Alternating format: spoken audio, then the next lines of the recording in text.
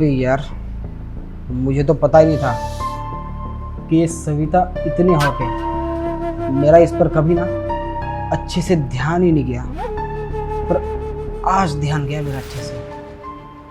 और वैसे भी महीने में मेरी बीबी 20 से 25 दिन काम के सिलसिले में बाहर रहती है। हर बार मुझे नई नई लड़कियां बुलाना पड़ता है। कितने सारे पैसे फूंक देता हूँ उसमें। उन लड़कियों को बुलाने से अच्छा है क्यों ना मैं सविता से बात करूँ। और वैसे भी मैंने सुना है सविता का पति बहुत शराब पीता है और घर की सारी जिम्मेदारियाँ इस पे है। एक काम करता हूँ, पैसों का लालच देता हूँ, आई स्वेयर कि मान जाएगी। अब सविता। जी मालिक। अच्छा 2 मिनट इधर आना, कुछ काम है। अभी आते।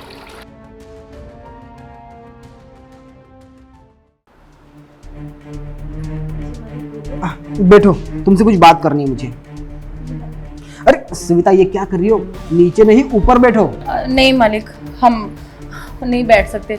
आप इतने बड़े हो, हमारे तो घर वालों ने भी मना करा कि कभी भी अपने साहब के बाजू में मत बैठना। वो बड़े मालिक हैं, बहुत दीन दयाल हैं। अरे तुम कहाँ वो गांव वाली पुरानी सोच वाली बातें यहाँ लेकर आ रही हो? देखो मैं ना ऐसा कुछ नहीं मानता, अमीर गरीब ऊंच नीच, ठीक है? तो इतना टेंशन मत लो, मेरे लिए सब एक समान है। आओ बैठो। ये तो बड़प्पन है आपका मालिक, वरना कोई भी हमें बाजू में नहीं बैठा था। अरे वाह, सोफा तो बड़ा मुलायम है। सविता, मैंने सुना है तुम्हारा पति बहुत शराब पीता था, तो अब छोड़ी कि नहीं उसने शराब? कहाँ साहब, कहाँ छोड़ेगा वो शराब। शराब का एक दिन पी के टैंकर बन जाएगा।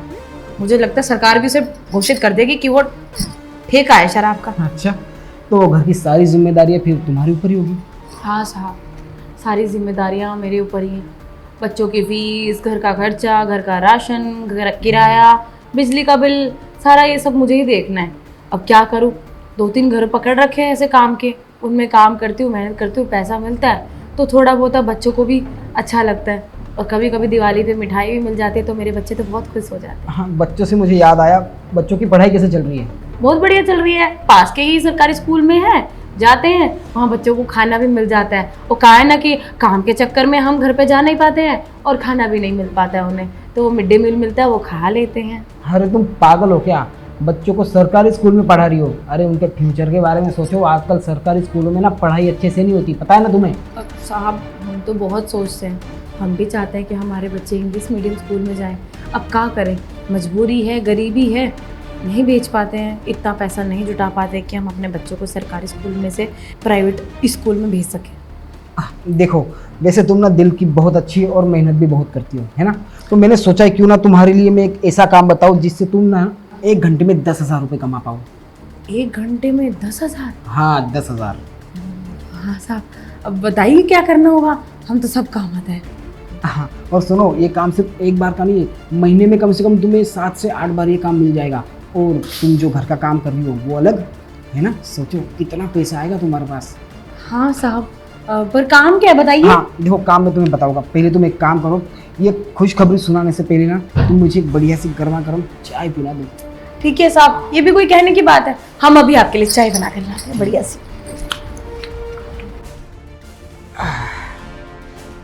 लगता है मेरा काम हो जाएगा। वैसे भी सविता बहुत मजबूर है और पैसों की नीड तो इसको भी है।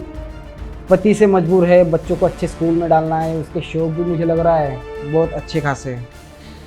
अब मुझे लगता है कि मुझे ना जो मैं कॉल गर्ल बुलाता हूँ उनकी ज़रूरत नहीं पड़ेगी। एक काम करता हूँ, सब्र तो मुझे भी नहीं हो रहा है, सीधा चल के अपने ऑफर के बारे में बात करता हूँ।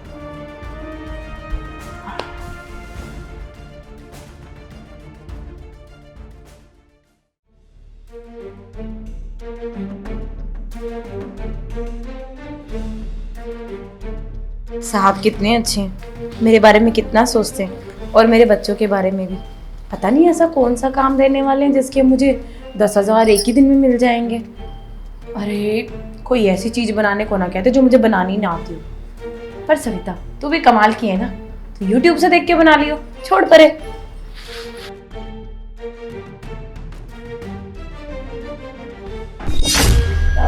जी साहब बोलिए, आपको चाय चाहिए थी, मैं लेके आती हूँ ना, बैठिए। अरे नहीं नहीं, जब मैंने तुम्हें ऑफर सुना है ना तो तभी मुझे लगा कि तुम्हारे अंदर तब से बहुत खलबली मच गई होगी और एक्साइटमेंट बढ़ गई होगी तुम्हारी कि साहब ने ऐसा क्या काम बोला होगा जिसमें 1 घंटे के इतने सारे पैसे मिल सकते हैं। हाँ साहब, सोच तो मैं यही रही हूँ कि आप कहीं मुझे ऐसी चीज़ बनाने को ना बोल दे कि जो मुझे आती ही ना हो।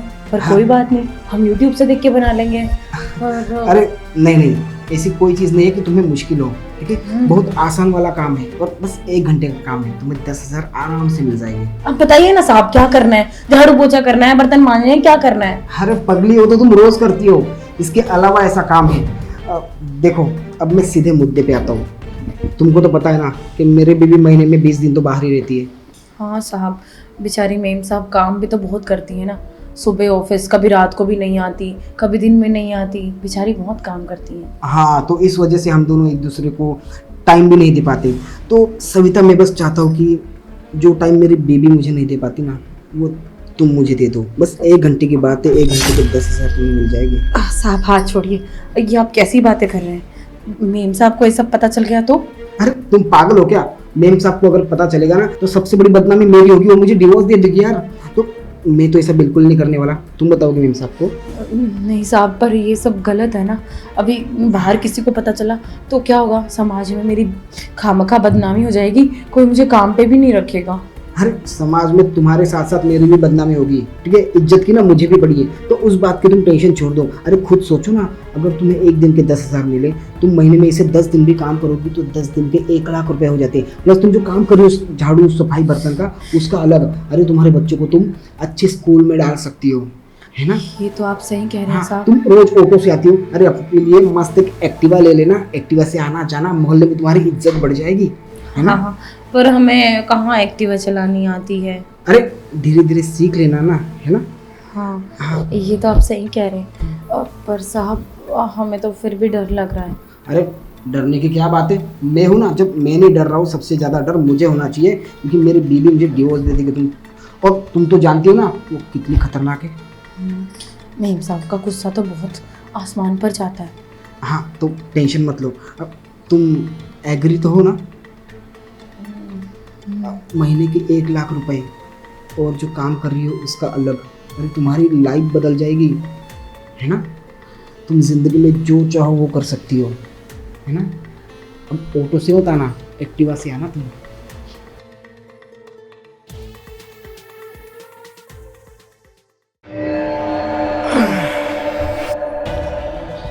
क्या बात है सविता, मुझे पता नहीं था कि तुम बेड पे इतनी अच्छी हो।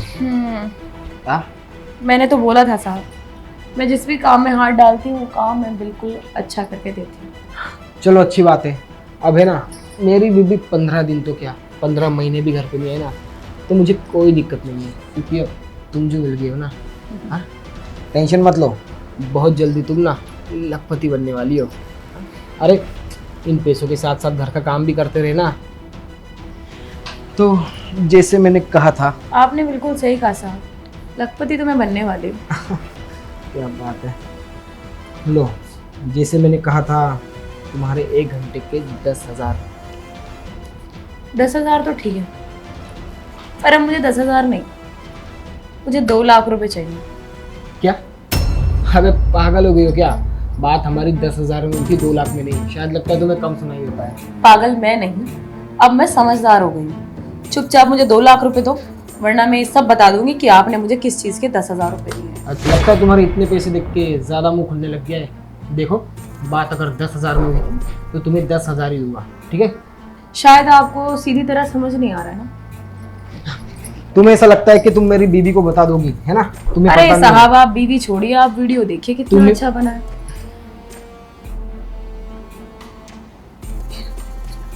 सविता, ये कब बनाया तुमने?